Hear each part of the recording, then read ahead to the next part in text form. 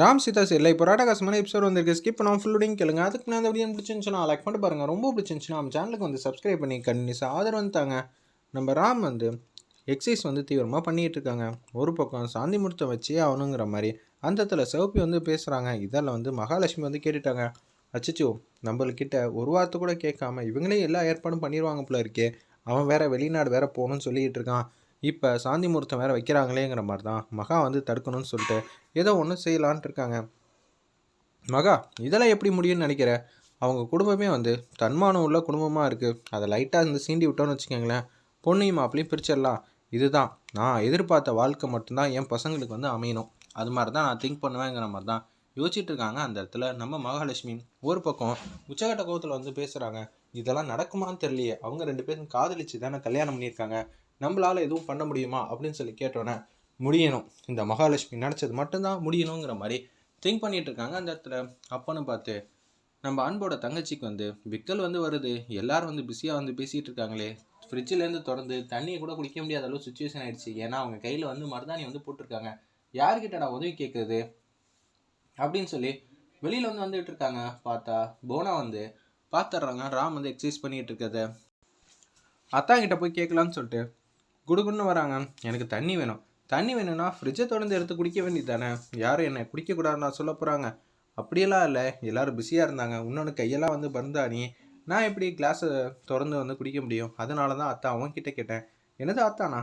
ஆமாம் அத்தா, நீங்கள் எனக்கு அத்தா முறை தான் அப்படின்னு சொல்லிடுறாங்க. அந்த இடத்துல போனா சரின்னு சொல்லி தண்ணி வந்து கொடுத்துட்ருக்காங்க. இதை நம்ம அர்ச்சனாவும் மகாவும் பார்த்துட்றாங்க. பாத்தியா, இவ வந்து போகிற போக்க பாட்டா ராம வந்து வளைச்சி போட்டுருவாப்புல இருக்கே. நிச்சயம் வந்து நடந்தாலும் ஆச்சரியப்படுறதுக்கு எதுவும் இல்லைங்கிற மாதிரி தான் அர்ச்சனா பேசுகிறாங்க. மகா வந்து செம்மையாக வந்து மறைக்கிறாங்க. மகா, நீ நினைக்கிற மாதிரிலாம் எதுவும் நடக்காது.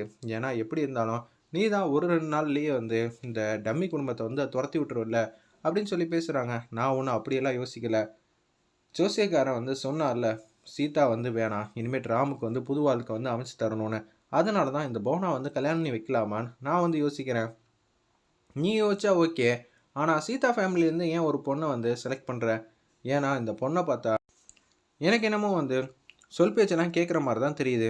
சரி, இந்த பொண்ணுக்கு ராம் மேலே வந்து ஆசை வருமா? 2ஆம் தரத்துக்கு யார் வந்து சம்மதம் சொல்வா? கண்டிப்பாக முடியாதுதான். ஆனால் அதுக்கேற்ற மாதிரி என்கிட்ட திட்டம்லாம் இருக்குது. அதை செஞ்சனா கண்டிப்பாக வந்து இந்த கல்யாணத்துக்கு வந்து அவள் ஒத்துப்பா. சிவப்பி கொஞ்சம் ஓவராக வந்து 4 வீட்டுக்கு சேர்த்து வந்து பேசுகிறாளே, அவளை எப்படி சமாளிப்ப? இன்னொன்று சீதாவை எப்படி சமாளிக்க முடியும்? இந்த வீட்டில் தான் ஒட்டுமொத்த பேர் வந்து சீதாவுக்கு தானே ஆர்வமாக வந்து சப்போர்ட் பண்ணிகிட்டு இருக்காங்க. நம்ம சிவப்பிக்கு வந்து உற்சாகப்படுத்தியோ இல்லை அவள் பக்கம் சாதகமாக பேசியோ வேலைக்கு வந்து நடக்காது. ஆனால் சீதாக்கும் அவங்களுக்கும் ஏதோ ஒரு பகை இருக்குன்னு சொன்னாங்களே, அதை அப்படியே வந்து லைட்டாக வந்து ஊதி விட்டா சீதாவே வீட்டை விட்டு துரத்திடுவா. அதுக்கப்புறம் உங்கள் பொண்ணை வந்து நல்லபடியாக சேர்ந்து வாழ வச்சிடலாம் அப்படின்னு சொல்ல போகிறேன். இதை கேட்டால் சிவப்பியே வந்து எல்லா ஏற்பாடும் செஞ்சு முடிச்சிடுவா. மகா, இப்போ தான் தெரியுது நீ இந்த வீட்டில் எப்படி எஜமானியா இந்த வீட்டில் இருக்கேன்னு. அதை என்னால் நல்லா புரிஞ்சிக்க முடியுதுங்கிற மாதிரி யோசிக்கிறாங்க. அந்த இடத்துல ஒன்று சேதுராமன் கிட்ட வந்து பேசுகிறாங்க நம்ம சுபாஷ், அர்ச்சனா, மகா. எனக்கு என்னமோ ரொம்ப கஷ்டமாக இருக்குங்க. நிச்சயம் அஞ்சலி எப்படியெல்லாம் வாழ்ந்த பொண்ணுன்னு உங்களுக்கே நல்லா தெரியும். அஞ்சலி இப்போ அன்பு கூட வந்து வெளில வந்து போகிறதெல்லாம் எனக்கு சுத்தமாக வந்து பிடிக்கலங்கிற மாதிரி தான் பேசுகிறாங்க. இதை கேட்டோன்னு வந்து பேரதிர்ச்சி ஆகிட்டாங்க. அந்த இடத்துல என்ன சொல்கிற, பொண்ணு மாப்பிள்ளை ஒன்றா தானே இருக்கணும். ஏன்னா அங்கே என்னென்ன சம்பளம் கொடுக்க போகிறாங்க, அந்த சம்பளத்தை வேணால் நம்ம வந்து கொடுத்து வேலைக்கு வேணால் வச்சுக்கலாம். நீங்கள் என்ன சொல்கிறீங்க? பொண்ணை கல்யாணம் பண்ணி கொடுத்ததுக்கப்புறம் அவள் எப்படி இருக்கா என்ன இருக்கான்னு நம்ம பக்கத்துலேருந்து பாதுகாக்க வேணாமா? இன்னொன்று தெரிஞ்சிக்க வேணாமா? இது ரொம்ப முக்கியம். என்ன அதுவும் இந்த காலத்தில்.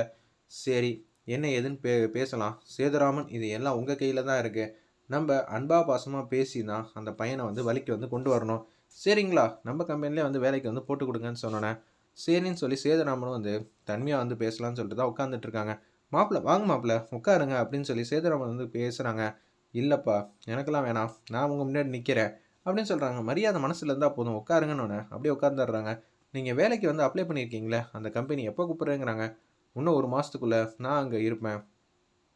அப்படிங்களா, அங்கே என்ன சேலரி அப்படின்னு சொல்லி கேட்கும்போது வருஷத்துக்கு 20 லட்ச ரூபா. என்னப்பா அது இவ்வளோ கம்மியாக இருக்குது? அப்படியெல்லாம் சொல்லாதீங்க அங்கிள், அங்கே வேலை பார்க்குறதே வந்து பெரிய கௌரவம் தான். வாடகை வீடு கொடுத்துட்றாங்க, ஃப்ரீயாக வந்து கொடுத்துட்றாங்க, ஃபுட் அலவன்ஸும் கொடுத்துட்றாங்க, கம்பெனியில் வந்து ட்ராப்பு பிக்கப்பு எல்லாமே பண்ணிக்கிறாங்க. இன்னொன்று நம்ம அங்கே உழைச்சா மட்டும் போதும், மற்றபடி எல்லாமே சேவிங்ஸ் தான். 20 லட்சம்னா சுபாஷ் எவ்வளோடா இருக்கும் வருஷத்துக்கு? அதுவா மாமான்னு சொல்லி சீதா வந்து 1,60,60,000 சொல்கிறாங்க. அந்த சம்பளத்தை வச்சுட்டு அந்த ஊரில் என்ன பண்ணுவீங்க? பத்துமா அப்படின்னு சொல்லும்போது தான் இது எல்லாத்தையும் வந்து சொல்லி முடிக்கிறாங்க நம்ம அன்பு. இருந்தாலும் கம்மியாக இருக்கே. இல்லைப்பா, அடுத்த வருஷமே வந்து சேலரி வந்து டபுள் ஆகிடும். அதுக்கு அடுத்த வருஷம் இன்னொரு மடங்கு டபுள் ஆகிடும்ப்பா.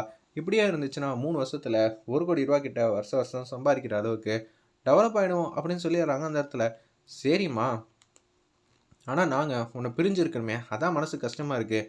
உங்களுக்கு பணம் தான் தேவை அப்படின்னு ஒரு முடிவுக்கு வந்துட்டிங்கன்னா நீங்கள் என் கம்பெனியில் கூட வேலை பார்க்கலாம். அவங்க என்ன சம்பளம் தராங்களோ அந்த சேலரியை நான் உங்களுக்கு தரேன்னு சொல்லி சொல்கிறாங்க அந்த இடத்துல. நம்ம சேதுராமன், அங்கிள் உங்கள் மேலே இருக்கிற அன்பு பாசம் எல்லாம் எனக்கு இப்போ 2 மடங்கு அதிகமாக இருக்குது. ஒருவேளை பணத்துக்கு வந்து ஓகே சொல்லிடுவானோ அப்படின்னு சொல்லும்போது, ஆனால் எனக்குன்னு ஒரு கௌரவம் இருக்குது அங்கிள். அதனால் கண்டிப்பாக நான் அங்கே தான் வேலை பார்ப்பேன். உங்கள் கௌரவத்துக்கெலாம் எந்த பிரச்சனையும் வராதுங்க. வேணா 3,00,000 வந்து நான் இப்பயே தரேன், இங்கே வாங்கிக்கங்க அப்படின்னு சொல்கிறாங்க. இல்லை அங்கிள், சரி வராது. என்னப்பா நீ எதுக்கு எடுத்தாலும் சரி வராதுங்கிற? அண்ணா ரவுண்டாக்குண்ணே, 5,00,000 நான் கேட்டு உனக்கு மாதம் மாதம் வந்து ஒரு சேலரி வந்து புக் பண்ணி வச்சிடுறேன். நீ வேலை கூட பார்க்க வேணாம் ஐயா, சும்மா உட்காந்தா போதும்னு சொல்லி சுரண்டி விட்றாங்க அந்த இடத்துல நம்ம அன்பை. அங்கிள், நான் பணத்துக்காக வேலை பார்க்குறேன்னு நினைக்கிறீங்களா? இல்லை, நான் அங்கே இருக்கணுங்கிறது என்னோட சின்ன வயசு ஆசை கனவு. அந்த ஆசை கனவை நான் நிறைவேற்ற தான் நான் அங்கே போகிறேன். என்னையா நீ? என் அண்ணன் எவ்வளோ பெரிய ஆள் தெரியுமா? அவர்கிட்ட எவ்வளோ கோடி ரூபா சொத்து இருக்குது தெரியுமா? கம்பெனியில் வந்து சிஇஓ ஆக்கி உன்னை அழகு பார்க்கணுன்னு ஆசைப்படுறாரு. ஆனால் நீ வேற யார் கம்பெனிலே வந்து எல்லாருக்கும் சலாம் போட்டுட்டு 3,00,000 வாங்குறதுக்காக வந்து மணிக்கணக்கில் வந்து வேலை பார்க்கணும். இந்த கம்பெனியில் நீ தான் யார் ராஜா? உன் பேரில் தனி கம்பெனி எழுதி கொடுத்துட்றான். அவர்கிட்ட இருக்கிற சொத்துக்கலாம் இதெல்லாம் ஒரு விஷயமே இல்லை. எல்லாமே அஞ்சலிக்கு தான் வரப்போகுது. அதனால் கவலைப்படாமல் எடுத்துக்கடா, எந்த பிரச்சனையும் இல்லைன்னு சொல்கிறாங்க. அங்கிள், நீங்கள் கொஞ்சம் ஓவராகவே வார்த்தை விடுறீங்க. இருந்தாலும் என்னோட ஆசை கனவுன்னு இருக்குது. அது எங்கள் அம்மாவோட ஆசை, நான் அங்கே வேலை பார்க்கணுன்னு. அதனால் கண்டிப்பாக நான் அங்கே போய் தான் தீருவேன்னு அதடியே வந்து பேசிடுறாங்க அந்த இடத்துல நம்ம அன்பு. நானும் ஆரம்பத்துலேயும் பார்க்குறேன், முட்டாளாடா நீ, யோசிக்க மாட்டியா? நீ அங்கே போய் வேலை பார்க்குறத விட இங்கே இருந்துக்கிட்டு சம்பாதிக்கிறது தாண்டா சூப்பராக இருக்கும். கம்பெனி எழுதி தராங்கிறாங்க. அந்த கம்பெனியில் எத்தனை கோடி ரூபா தெரியுமாடா கிடைக்கும்? அந்த ப்ராஃபிட்டும் வந்து உனக்கு தாண்டா கிடைக்கும். இது கூட புரியாதா அப்படின்னு சொன்னோன்னா நம்ம அன்பு வந்து கடுப்பாயிட்டாங்க. இதுவே அஞ்சலியோட சித்தப்பா இருக்கனால தான் நான் இது எல்லாத்தையும் கேட்டுட்டு சும்மான் இருக்கேன். இல்லாட்டி என் கை தான் பேசியிருக்கோம். எனக்கு கௌரவம் ரொம்பவே முக்கியம். உங்களை மாதிரியெல்லாம் ஊசி சாப்பாடுலாம் சாப்பிட்டுட்டு சீட்டு தேய்க்கலாம் எனக்கெல்லாம் விருப்பம் இல்லை. நான் வேலை பார்க்குற கம்பெனி என்ன வேணான்னு இருக்கட்டும், நான் யாருக்கு வேணாலும் சலாம் போடுறேன், சலாம் போடாமல் இருக்கேன். நான் வேலை பார்த்து சம்பாதிக்கணும்னு ஆசைப்பட்றேன். மற்றவங்களோட முதுகில் ஏறி சவாரி செய்யணும்னு ஆசைப்படவே இல்லை. எனக்குன்னு என்ன கிடைக்குதோ அதை நோக்கி நான் போய் ஒரு காலத்தில் பெரிய ஆளாக வருவேன்னு எனக்கு நம்பிக்கை இருக்குது. அதனால் இந்த விஷயத்தில் முடிவு எடுக்கிறதுக்கு இங்கே யாருக்குமே உரிமை இல்லை என்னை தவிர. அப்படி இருக்கும்போது இதெல்லாம் நான் கேட்கணும்னு அவசியம் இல்லை. இன்னொரு வாட்டி இது மாதிரிலாம் கேவலமாலாம் பேசாதீங்க. அப்புறம் என் கை எப்போதுமே கண்ட்ரோலாக என் பேச்சை கேட்கும்னு சொல்லாது. அப்பப்போ வந்து அவசரப்படுவான், பார்த்துக்கங்க அப்படின்னு சொல்லிட்டு அவங்க மட்டும் போக ஆரம்பிச்சிடுறாங்க. அன்பு அன்புன்னு சொல்லி அவங்க பின்னாடியே போகிறாங்க நம்ம அஞ்சலி. பார்த்தீங்களா, இது எல்லாம் வந்து மகாலட்சுமியோட திட்டம் தான். இந்த கல்யாணம் பிடிக்கல, அதனால தான் இப்படியெல்லாம் பண்ணுறாங்க.